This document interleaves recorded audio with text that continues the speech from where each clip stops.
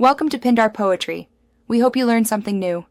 You start by preparing a clean Python environment and getting the core libraries in place.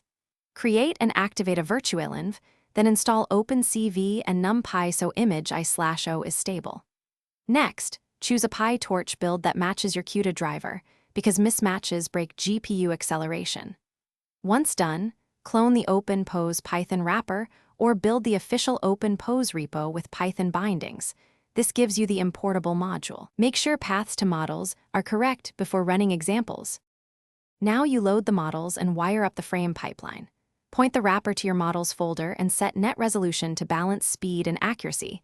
Lower values run faster, higher values give finer key points. Initialize body and optional hand or face detectors if needed. Once initialized, read frames via CV2.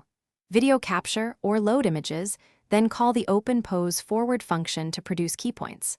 After that, convert keypoint arrays into your desired format and draw overlays with CV2 for debugging and visualization.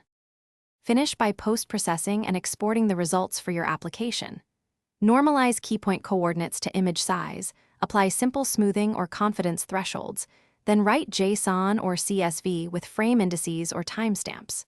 For performance, batch frames, enable GPU acceleration, or lower net resolution for real time.